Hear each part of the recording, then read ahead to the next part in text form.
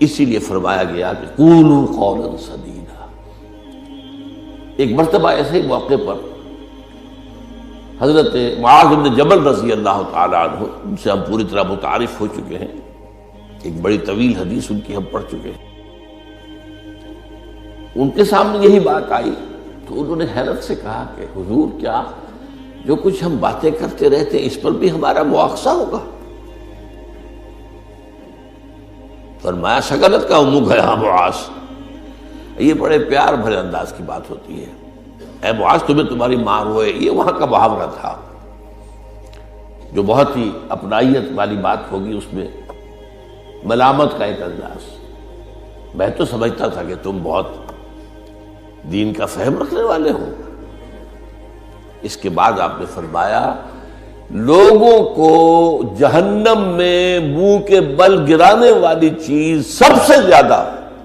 زبان کی کھیتیاں ہیں، حصائد السنتکم، زبان سے جو لفظ نکلتا ہے وہ ایک بیج بن کر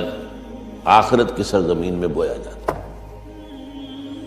اب اگر برا ہے تو کانٹے دار پودا اس سے نکلے گا، جھاڑ جھکاڑ،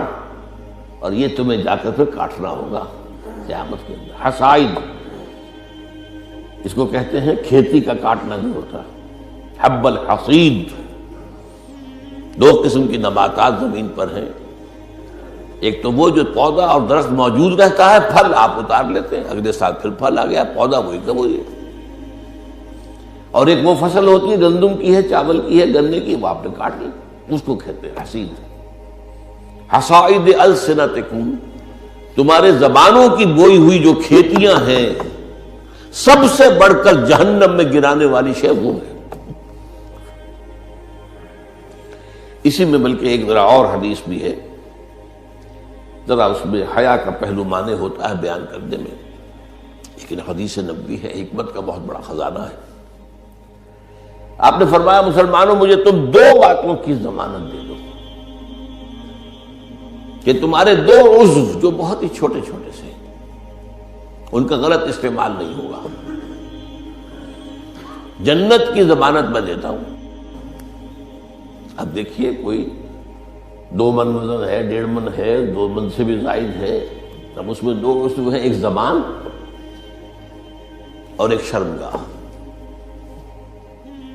ان 2 کی ضمانت مجھے دے دو کہ ان کا غلط استعمال نہیں ہوگا۔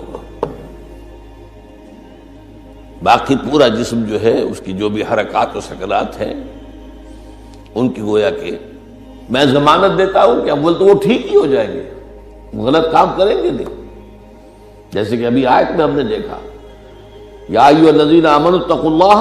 وقولوا قولا سدیدا یصلح لکم اعمالکم، یہ کلام جو ہے شرطیہ ہے، اگر تم یہ کرو گے تو اللہ تعالیٰ تمہارے سارے اعمال درست کر دے گا، وَيَغْفِرْ لَكُمْ ذُنُوبَكُمْ،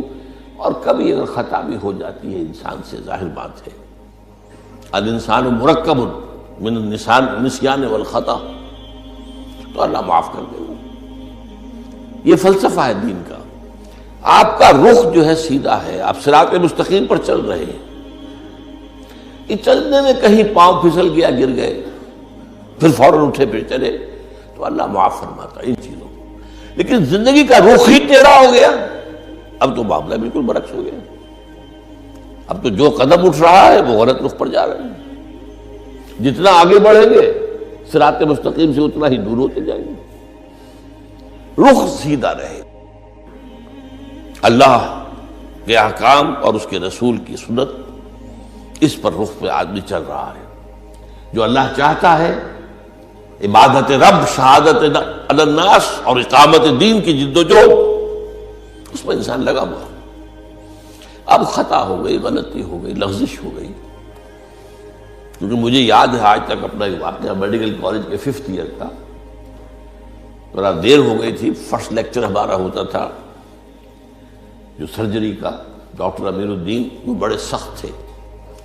5 منٹ کی مہلت دیا کرتے تھے، اس کے بعد دروازے بند، اس کے بعد آپ آئیں گے تو پھر آپ داخل نہیں ہو سکتے۔ تو میں تیز چل رہا تھا، بارش ہوئی تھی، سائیکل پر تھا، سائیکل پھسلی میں گرا، گرتے ہی بجلی کے مانند اٹھا مجھے آج بھی یاد ہے کہ میں حیران ہوا کہ میں جب اٹھ چکا تھا تو مجھے معلوم ہوا کہ میں گرا تھا۔ یہ ایک کیفیت ہوتی ہے کہ آدمی جو ہے، ایک یہ ہے کہ گرا ہے تو پڑا ہے وہاں پر، تو ایک تو یہ ہے کہ گناہ کے اوپر ڈیرا لگا لیا جائے،